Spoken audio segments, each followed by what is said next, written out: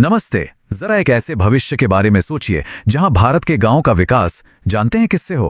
पुरानी फाइलों या कागजी कार्रवाई से नहीं, बल्कि सैटेलाइट डेटा और आर्टिफिशियल इंटेलिजेंस से। हाँ, यही वादा करता है एक बिल्कुल नया और कह सकते हैं कि एक क्रांतिकारी कानून, विकसित भारत रोजगार और आजीविका मिशन ग्रामीण अधिनियम 2025। शॉर्ट में कहें तो वीबी ग्राम जी। और देखिए, ये कोई आम सरकारी योजना नहीं है। ये तो ग्रामीण रोजगार की पूरी नींव को, मतलब उसकी बुनियाद को ही नए सिरे से बनाने की एक बहुत बड़ी कोशिश है। तो चलिए सबसे बड़े बदलाव से ही शुरू करते हैं, और वो है ये नंबर 125। इस कानून का दिल जो इसकी धारा 5 में है वो यही है। हर ग्रामीण परिवार के लिए साल में 125 दिन के काम की कानूनी गारंटी, मतलब पहले से पूरे 25 दिन ज्यादा। लेकिन क्या ये पूरी कहानी सिर्फ इन 25 एक्स्ट्रा दिनों की है? अगर कोई ऐसा सोच रहा है तो वो बहुत बड़ी गलती कर रहा है। ये नंबर 125 तो बस कह सकते हैं कि आइसबर्ग का सिरा है।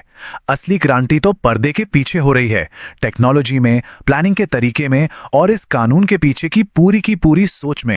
तो चलिए ये समझने के लिए कि ये कानून इतना क्रांतिकारी क्यों है, इसके 5 मुख्य स्तंभों को एक एक करके देखते हैं। हम बात करेंगे 125 दिनों से आगे की, इसके डिजिटल कवच की, जानेंगे कि कैसे ये कठिन नहीं बल्कि स्मार्ट काम पर जोर देता है, कैसे योजना जमीन से शुरू होती है, और आखिर में ये ग्रामीण भारत के भविष्य के लिए क्या मायने रखता है। तो चलिए सबसे पहले बात करते हैं 125 दिनों से आगे की, इसके 4 फाउंडेशनल सिद्धांतों की। देखिए, ये कानून सिर्फ काम देने के विचार पर नहीं बना है, बल्कि ये 4 बहुत मजबूत पिलर्स पर खड़ा है जो इसे एक साथ बांध कर रखते हैं। यही 4 सिद्धांत इस कानून की आत्मा है। पहला है सशक्तिकरण। इसका सीधा मतलब है कि फैसले गांव में होंगे, दिल्ली या किसी राजधानी में नहीं। दूसरा है विकास, यानी अब ऐसी चीजें बनेंगी जो सालों साल काम आए, जैसे कोई बांध, ना कि सिर्फ ऐसे गड्ढे जो अगली बारिश में भर जाएं। तीसरा अभिसरण, मतलब सारी सरकारी योजनाएं मिलकर एक ही लक्ष्य के लिए काम करेंगी, अलग अलग नहीं। और चौथा है संतृप्ति, जो ये पक्का करेगा कि हर हकदार को उसका हक 100% मिले। अब आते हैं उस हिस्से पर जो इस कानून को पहले की हर योजना से एकदम अलग कर देता है, और वो है टेक्नोलॉजी। आप इसे एक डिजिटल कवच की तरह समझ सकते हैं जो पूरे सिस्टम को करप्शन और फेलियर से बचाता है। इस डिजिटल क्रांति के सेंटर में है नेशनल रूरल इंफ्रास्ट्रक्चर स्टैक। इसको समझने का सबसे आसान तरीका क्या है?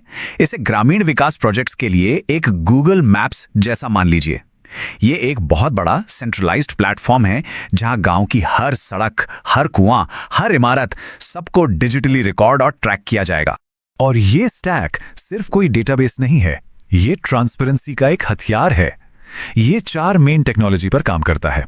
नंबर 1, बायोमेट्रिक प्रूफ, मतलब फिंगरप्रिंट या चेहरे की पहचान, ताकि कोई फर्जी या घोस्ट वर्कर ना हो। नंबर 2, जियोस्पेशियल टैगिंग, यानी हर प्रोजेक्ट को सैटेलाइट मैप पर टैग किया जाएगा, एक पक्के सबूत की तरह। नंबर 3, रियल टाइम डैशबोर्ड, कोई भी अपने मोबाइल पर देख सकता है कि काम कितना हुआ। और चौथा, और ये बहुत जरूरी है, AI पावर्ड ऑडिट, जो गड़बड़ियों को खुद ही पकड़ लेता है। तो मतलब हम कागजी कार्यवाही वाले सिस्टम से निकलकर अब डिजिटल प्रूफ वाले सिस्टम में जा रहे हैं। जहां पहले हाथ से ऑडिट होता था, अब AI निगरानी करेगा। जहां धोखाधड़ी की गुंजाइश थी, अब हमारे पास वेरीफाई करने लायक डेटा होगा। ये कोई छोटा मोटा बदलाव नहीं है, ये तो ट्रांसपेरेंसी में एक बहुत बड़ी छलांग है, एक क्वांटम लीप है।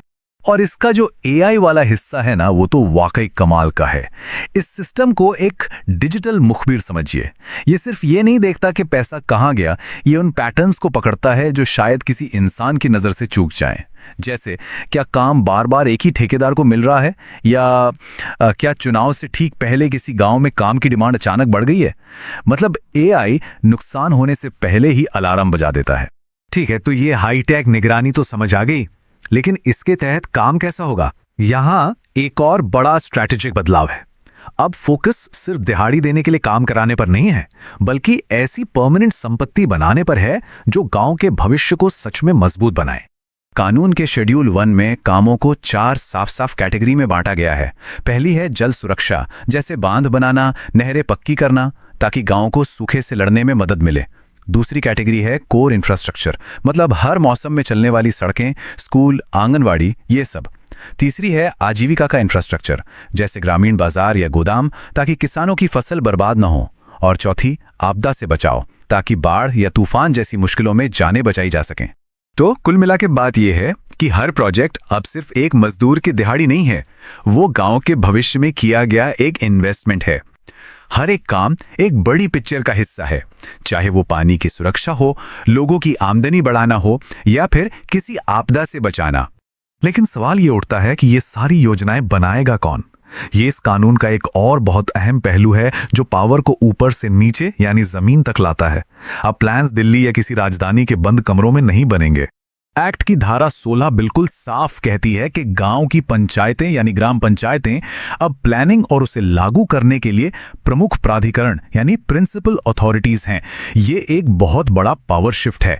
मतलब योजना बनाने की ताकत वापस वहीं जा रही है जहां असल में समस्या है, बिल्कुल ग्राउंड लेवल। और ये पक्का करने के लिए कि प्लानिंग वाकई स्थानीय जरूरतों के हिसाब से हो, ग्राम पंचायतों को उनके डेवलपमेंट के हिसाब से ए, बी और सी कैटेगरी में बांटा गया है। जैसे एक कम विकसित सी कैटेगरी की पंचायत को शायद सड़क और पानी की जरूरत सबसे ज्यादा हो, वहीं शहर के पास वाली एक डेवलप्ड ए कैटेगरी की पंचायत वेस्ट मैनेजमेंट पर फोकस करना चाहेगी। मतलब हर गांव की अपनी जरूरतों के हिसाब से प्लानिंग होगी। तो चलिए, अब तक हमने जो भी अलग अलग बातें की उन सबको एक साथ जोड़कर देखते हैं। ये कानून टुकड़ों में काम नहीं करता, बल्कि ये ग्रामीण भारत के लिए एक पूरी सोची समझी तस्वीर पेश करता है। इसका एक बहुत अच्छा उदाहरण है 60 दिन की नो वर्क पीरियड। देखिए, एक आम शिकायत हमेशा रहती थी कि जब खेतों में काम का पीक सीजन होता था तभी सरकारी काम शुरू हो जाता था। इससे किसानों को मजदूर नहीं मिलते थे। ये नया कानून इस प्रॉब्लम को सॉल्व करता है। अब राज्य सरकारें साल में 60 दिन पहले से ही तय कर देंगी जब कोई नया काम शुरू नहीं होगा। ये खेती और रोजगार गारंटी के बीच एक बहुत जरूरी बैलेंस बनाता है। और आखिर में ये बात बिल्कुल सही बैठती है कि ये कानून सिर्फ एक सोशल सिक्योरिटी नहीं है, ये एक समृद्ध और मजबूत ग्रामीण भारत बनाने का एक इंजन है। बायोमेट्रिक्स से लेकर एआई तक, ग्राम पंचायतों को दी गई ताकत से लेकर खेती के साथ तालमेल तक, इसका हर एक हिस्सा विकसित भारत एक्ट 2047 के बड़े विजन को जमीनी हकीकत में बदलने की तरफ एक सोचा समझा कदम है। और आखिर में हम आपको एक सवाल के साथ छोड़े जाते हैं। जरा सोचिए, जब एआई और सैटेलाइट डेटा हर गांव में आम हो जाएंगे तो ये स्थानीय शासन के भविष्य को कैसे बदल देगा? क्या इससे विकास एकदम सटीक और जरूरत के हिसाब से होगा, या फिर एक नए डिजिटल बंटवारे का खतरा भी है जो कुछ गांवों को पीछे छोड़ देगा? शायद ग्रामीण भारत का भविष्य अब खेतों में नहीं बल्कि कोड में लिखा जा रहा है।